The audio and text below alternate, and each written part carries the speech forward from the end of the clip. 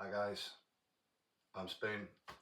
Today we're going to be talking about Spectacle of Spite, my favourite detachment for Drukhari in 10th, and it's a lot of fun. It's quite powerful and there's a few little tricks that if you're unaware of what they do, it can completely catch you out. So let's get into it. Okay guys, so detachment rules for Spectacle of Spite. You still get Power of Pain and your pain tokens as usual, but on top of that you get combat drugs. Now at the beginning of your command phase, to select which combat drugs will be active for your army for the turn till your next command phase, you can either select one and not be able to use it again for the rest of the game, or randomly select two by rolling 2 dice, d6s. When doing so randomly, the combat drugs you have previously selected can become active again. So that's a good way to be able to use the same ones over and over if you roll lucky. And then when you need a particular one, so it's going to be your go turn, then you can select that, but you won't be able to use it again for the rest of the game. Okay, so when you roll your d6, if you roll a 1, you can get Adrenalite. That's add 1 to the attacks characteristic of your melee weapons equipped by witch cult models from your army. So this just applies to your witch cult models, not things like Kabbalite warriors, your scourge, your incubi, that kind of stuff, but your witch cult models, so your witches, your succubi, your hellions, your reaver jet bikes, that sort of stuff. Okay, if you roll a 2, you add 2 inches to the move characteristic of your witch cult models in your army. 3, Serpentine. Improve the weapon skill characteristic of melee weapons equipped by witch cult models from your army by 1. If you roll a 4, Painbringer. Add 1 to the toughness characteristic of witch cult models from your army. Really key here because we are quite low toughness, so it's really good if you can get a Painbringer. 5, Grave Lotus. Add 1 to the strength characteristic of melee weapons equipped by witch cult models from your army. Really good. Helps bring the strength up, means you're going to be hitting a lot stronger. It's fantastic. 6, Splinter Mind. Okay, so improve the leadership characteristic of witch cult models from your army. These are all for the succubus models only. The ballistic skill. We've got pharmacopex, range 15 points equipped by your witch cult models. At the start of your command phase, after selecting which combat drugs are active, especially if you're going to have roll 1d6, take consult the combat drugs. Bumping that leadership up is going to be good for you. Applies to the bearer's unit until the next command phase, in addition to any other combat drugs that are active for your army. If you select one that is already active, it has no additional effect. So it can be useful if you roll a different number to the 2 that you've already rolled, then you can get a 3rd. Not bad. Chrono Shard, 15 points. Once per battle at the start of the fight phase, the bearer can use this enhancement. If it does, until the end of the fight phase, model in the bearer's unit have the fight's first ability. Fantastic. Whack this on a succubus with a load of witches, you got a nice big brick of fight's first witches and a succubus. Brilliant. Paratap of Torments. Enemy units cannot use the fire overwatch stratagem to shoot at the bearer's unit. Really good if you're thinking of foot slogging your witches across the board and you're facing someone that's got a lot of flamers or bolters. Again, pretty good enhancement here. Next we've got Morgana's Curse. Improve the AP and damage characteristic of the bearer's melee weapons by 1. Awesome. Okay, so our succubus will boost their AP and their damage. So now that is an absolute missile that you can take at someone's unit and with a bit of luck, destroy it. Great. Right then, next up we've got the stratagems that you can use. We have, first up, Berserk Fugue. That's 2 command points. In the fight phase, just after an enemy unit has selected its targets, one witch cult unit from your army that was selected as the target of one or more of the attacking unit's attacks. Until the end of the phase, each time a model in your unit is destroyed, if that model has not fought this phase, do not remove it from play. The destroyed model can fight after the attacking unit has finished making its attacks and then is removed from play. So, fights on death. Brilliant. 2 CP though, so watch out. Deadly Debut. In the fight phase, target one Drukhari unit from your army that made a charge move this turn and has not been selected to fight this phase. Until the end of the phase, melee weapons equipped by models in your army have the lethal hits ability. If your unit is a witch's unit, until the end of the phase, improve the AP characteristic of melee weapons equipped by models in your unit by 1 as well.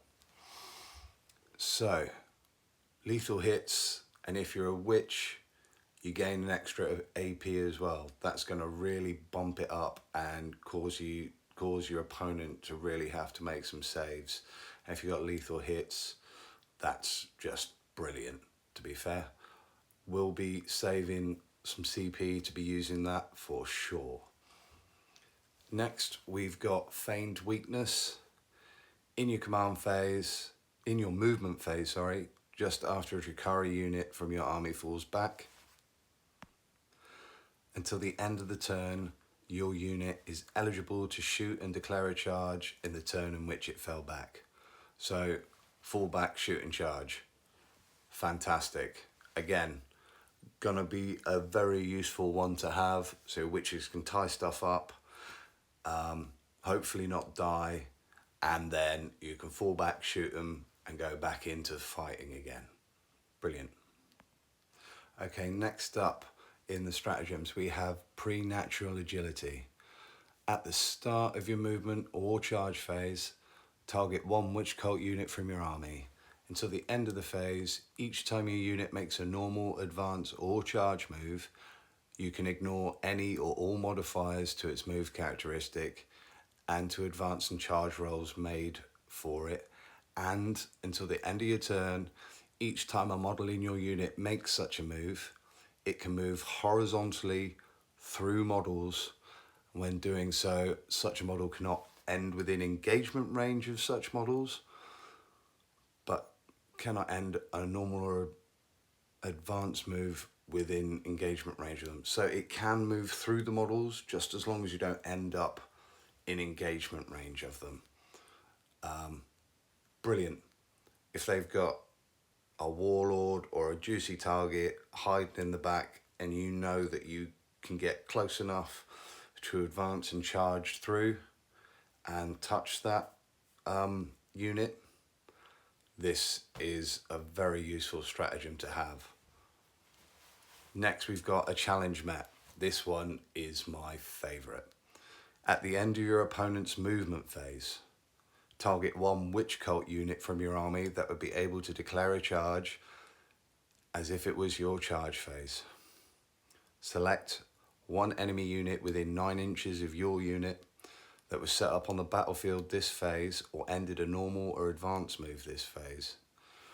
Your unit now declares a charge that targets only that enemy unit and you resolve that charge. You won't gain any charge bonuses for this. So, in short, you can charge your opponent in their own movement phase. If they end up within 9 of you, any of your witch cult units can do this. So imagine you've got a 10 blob of Hellions, like I have, and you move within 9 of them. They also have a reflex move. So you've moved within 9 of me, great. I roll a d6, I automatically move. I can move then towards you, and if it's the end of their movement phase, I then spend 2 CP and I can roll to charge you. and then I can end up fighting in your fight phase rather than you hitting me. Brilliant. Especially if you've got a brick of fights first witches or so with a succubi. Can you imagine that? That would be just unreal. Okay, next we have acrobatic display. In your opponent's shooting phase, just after an enemy unit has selected its targets, one witch cult unit from your army that was selected as a target of one or more of the attacking unit's attacks. To the end of the phase, models in your unit have a 5+ invuln save. Brilliant. So if you are being shot at, you can select the unit that is being shot at and give them a 5+ invuln. What's not to like? Again, it's going to take a bit of practice to conserve your CP and select when is going to be useful for you to use them. But this is brilliant, and it's going to allow you to do a lot of things and catch people off guard and do things that they're not expecting you to do. But you're going to have to be aware of your CP usage, your pain tokens, and just get everything in the right order as you want to do it. Okay? Very, very powerful, this detachment. It's great. Right then, guys. So I've got a tournament this weekend, and I am bringing Spectacle of Spite. I've lent very heavily into the witch cult units, and I just want to go and cause chaos, basically. So we'll see what this works, how it works, basically. So first up, we have, of course, it's Lady Malice. She's going to be my warlord. She allows me to do lots of redeploy shenanigans at the beginning of the game, and she's just an absolute boss. So we'll see what she does in this tournament this weekend. So next up we have Lilith. Okay, I don't actually have the model for Lilith, but I'm going to be borrowing it from a friend. Otherwise you would be seeing a picture of her painted up right now. Okay, then we have 3 succubuses, okay, or succubi. We've got one with the Chrono Shard enhancement. We've got one with Morgana's Curse enhancement. And we've got one just plain Jane, ready to rock, absolute missile. Okay, my favourite unit in the Drukhari codex. She's 50 points, and boy does she hit hard for that cost. Brilliant. Okay, next we've got some Cabalite Warriors, just a 10-man brick, upgraded with all the guns, blast pistol and power weapon on the sergeant. Then we have 3 big blobs of witches. All of them will have the 3 gladiatorial weapons per unit, and each has their sergeant, the Hecatrix, with a blast pistol and power weapon as well. We will be using some transports to help split these up, so we have a few more units to chuck about. And yeah, they are the base of my army here. Then we've got a Raider with a Dark Lance on it. That's gonna use a couple of the 10-man blobs of witches just to leapfrog them around the board, and 2 Venoms, which we're gonna use to ferry little 5-man units or 6-man with a succubus about to do stuff. Then next up we've got 2 big 10-man blobs of Hellions with the Phantasm grenade launcher, and they are going to be an absolute beat stick and annoy my opponent very much if I can help it at all. Then we've got 2 units, 5 men mandrakes. They're gonna be my point scorers and action monkeys, maybe get me some behind enemy lines, something like that. Okay, then next up we're gonna have 2 3-man units of Reaver jet bikes. The champion is gonna have cluster caltrops and a heat lance on their bike. So pretty useful, probably gonna be doing a bit of movement blocking and maybe just out OCing a 5-man unit on something if possible. Then next up we're going to have 3 5-men units of Scourge with heavy weapons. In this case, Dark Lances. The Solarite will have a Shard Carbine, but it's the Dark Lances that we care about, okay? They're just going to be there for some heavy fire support and get things done. If I need to pop anything big, that's the one, those are the guys I want to be doing it with. Okay guys, so there we have it. 2,000 points of Spectacle of Spite, leaning very heavily into my Witch Cult and Melee. Should be really fun this weekend playing in the tournament, and hopefully we roll pretty well and we have some good results. Okay then guys, thank you very much for tuning in. If you got this far, fantastic. I'd like to thank my subscribers for sticking with me so far. I am getting slightly better at this, I think. I still can't make a thumbnail for YouTube though, so I guess it's all a bit of a learning process. Yeah, another video next week is going to be coming out based on the tournament on Saturday. We'll see how well my Spectacle of Spite does.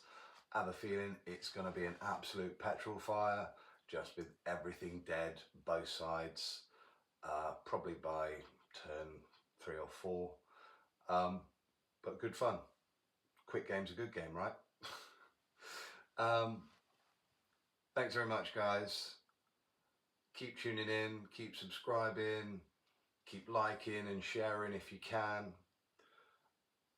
And just remember to be good and take it easy.